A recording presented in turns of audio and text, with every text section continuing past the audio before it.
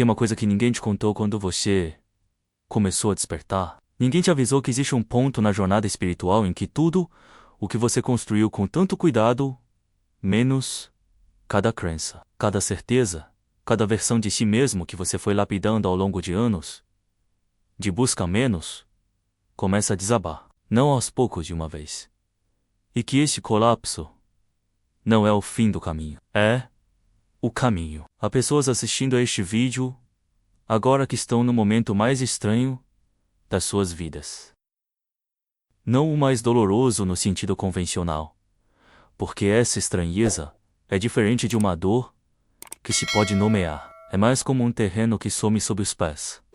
Uma bússola que parou de funcionar. Uma sensação de que as práticas que antes sustentavam, os guias que antes te faziam sentir tão próximos, a clareza que antes chegava com tanta frequência menos, tudo isso ficou de repente distante, envolto numa névoa que nenhuma meditação parece dissipar. E junto com essa névoa, uma pergunta que dói mais do que qualquer resposta poderia: o que aconteceu comigo? Se isso é o que você está vivendo, esta mensagem não chegou até você por acaso. Kutumi, mestre da sabedoria universal, arquiteto dos registros mais antigos da evolução das almas, neste setor galáctico, pediu que este vídeo fosse feito. Não para quem está bem. Para quem está no meio da escuridão e ainda não sabe que a escuridão tem um nome, e que esse nome, quando finalmente compreendido, transforma tudo. Inscreva-se agora no canal Vozes do Comando Ashtar e ative as notificações. As transmissões que chegam aqui são preparadas em parceria com a hierarquia de luz, e cada uma delas encontra quem precisa, no momento exato em que precisa. Que você esteja aqui hoje não é coincidência.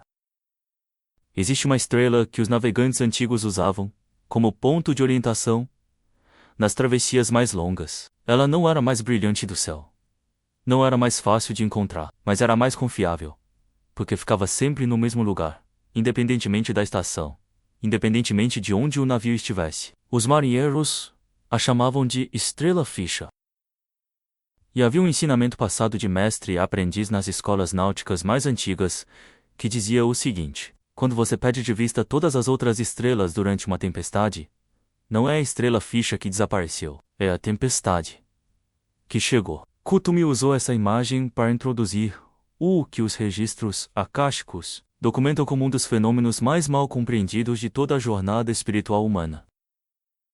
Um fenômeno que os contemplativos cristãos do século XVI já haviam mapeado com uma precisão que surpreende até os canalizadores mais experientes de hoje, que os sufis conheciam sob outro nome, mas reconheceriam na descrição sem hesitar, que os xamãs de tradições que nunca se encontraram geograficamente descreviam com metáforas diferentes chegando sempre à mesma essência. E que as civilizações pleiadianas, ao estudarem os padrões de evolução das almas encarnadas em terceira densidade, identificaram como o marcador mais consistente de um salto iminente de consciência.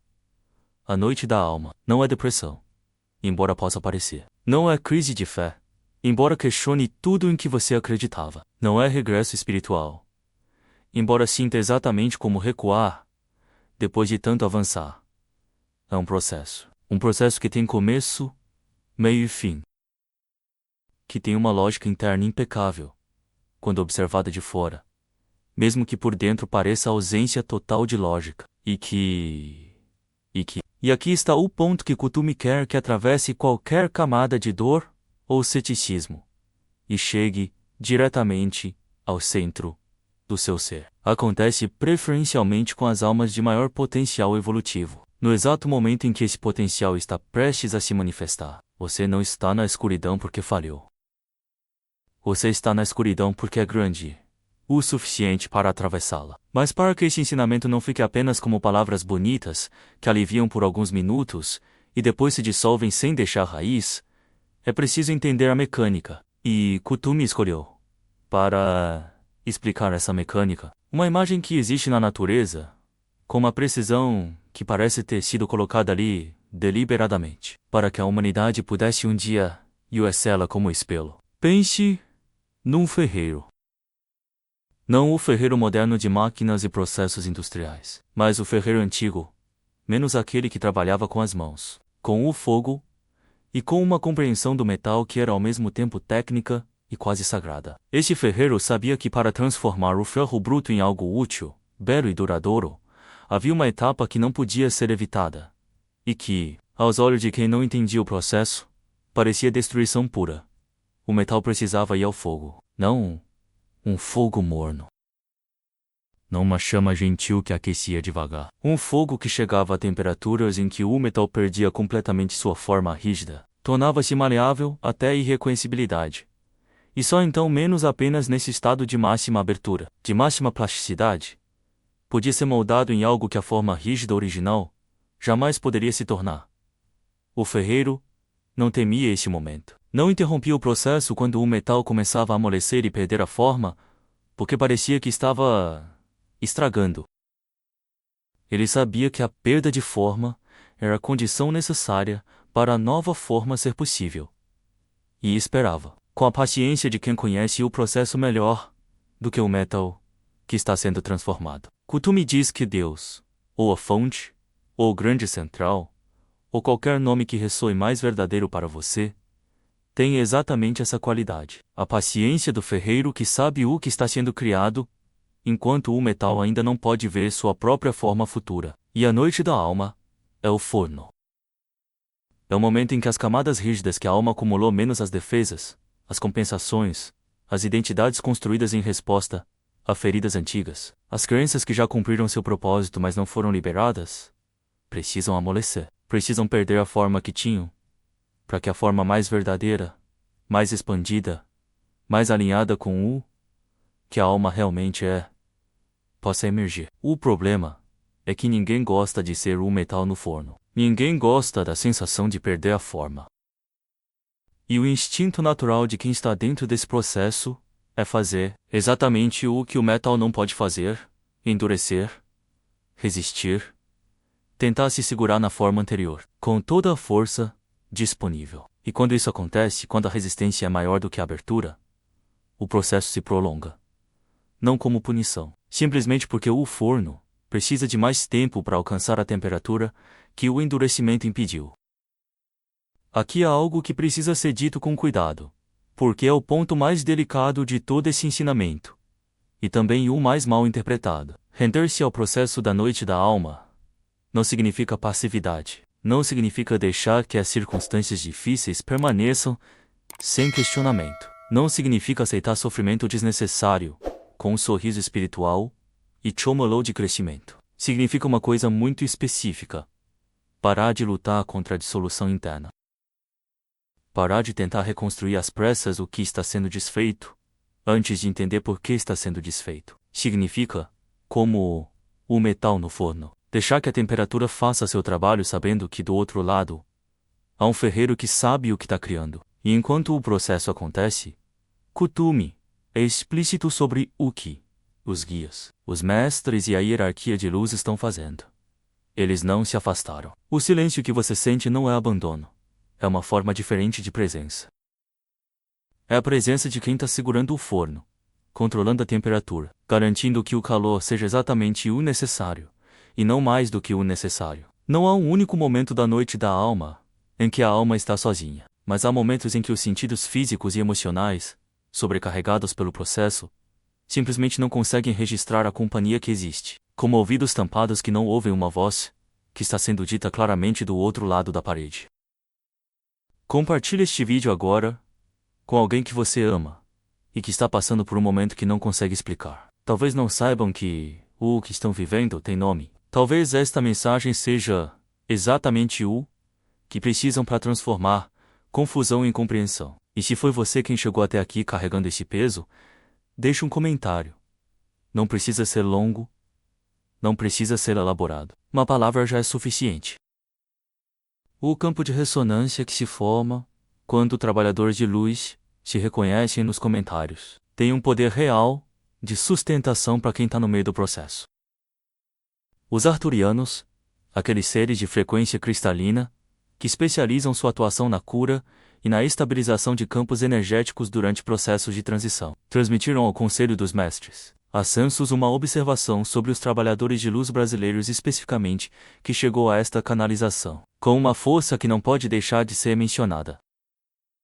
Eles dizem que o Brasil carrega uma concentração incomum de almas que chegaram a esta encarnação, com missões de alta complexidade, e que estão, neste momento, num pico de processos de noite da alma simultâneos. Não como coincidência geográfica, mas como parte de uma estratégia cósmica, quando muitas almas de grande potencial atravessam a dissolução, ao mesmo tempo, no mesmo território. O campo coletivo deste território se prepara para uma expansão proporcional.